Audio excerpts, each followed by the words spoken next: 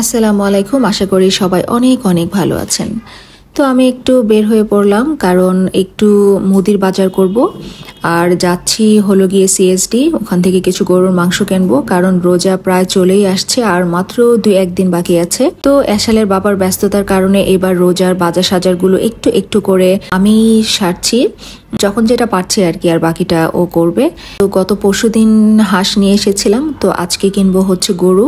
আর গরুর মাংসটা আমি বরাবরই সিএসডি থেকে কিনি, আমার ভালো লাগে, ওদের মাংসটা ফ্রেশ থাকে এবং টেক্সচার অনেক ভালো, সেদ্ধ হয়, খেতেও অনেক টেস্টি। এই দেখুন, রাস্তার মধ্যেই আমি যখনই সিএসডিতে যাই, এই বাগান বিলাসটার পাশ দিয়ে যখন যাই, আমি খুব সুন্দর করে হা করে তাকিয়ে থাকি, আমার এত ভালো লাগে। এই গাছটার যে মানে ছাউনির মতো করে আছে আর একটা পাতাও দেখা যায় না, প্রত্যেকটা ডালে ডালে এত সুন্দর করে ফুলগুলো ছড়িয়ে থাকে, একদম মুগ্ধ হয়ে আমি চেয়ে থাকি। যাই হোক, তারপর সিএসডির সামনে এসে রিক্সা থেকে নেমে, যেহেতু আমি 9:30টায় বের হয়েছিলাম, একটু সকালই ছিল, তো এসে আমি দেখলাম যে লেকের পাড়টা এত সুন্দর লাগছিল, আমি একটুখানি দাঁড়িয়ে থেকে আসলে একটা ডিপ ব্রিদিং সেখানে নিয়েছিলাম। তারপর আমি ঢুকে গেলাম সিএসডিতে। তাড়াহুড়া করে আগে মাংসটা নিয়ে নিয়েছিলাম, কারণ 10 মিনিটের মধ্যেই দেখলাম যে আর 1 প্যাকেট মাংস সেখানে নেই।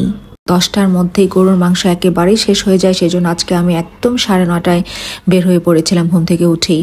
তারপর টুকিটাকি কিছু মশলা নিলাম, খুব বেশি কিছু নিতে পারবো না, কারণ আমি একা এসেছি, তো আমার যতটুকু ওয়েট ক্যারি করতে পারবো ঠিক আসলে ততটুকু আমি নিয়েছি। তো এখানে আমি একটা জিরার প্যাকেট নিয়েছি। জিরাটাকে আজকে যেহেতু আমি বাসায় আছি, আমি একটু রোদে শুকিয়ে নিয়ে ভেজে তারপর ব্লেন্ডারে গুঁড়া করে রাখবো, যেহেতু রোজা আসছে, তরকারিগুলো একটু তরতিব করে রান্না করতে হবে।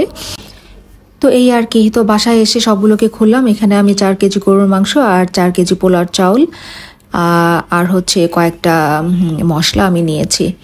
এই তো তো যাওয়ার আগে আমি ডালাটা সুন্দরভাবে বাসায় রেখে গিয়েছিলাম, যেন এসে আমার কষ্ট না হয়।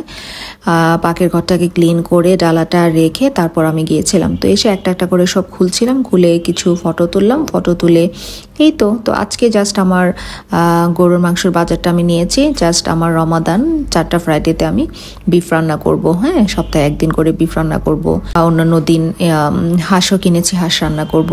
তারপর হচ্ছে গিয়ে আর আজকে যদি বিকেলবেলা সময় পাই তাহলে আসলে আমি চিকেন নিয়ে আসবো।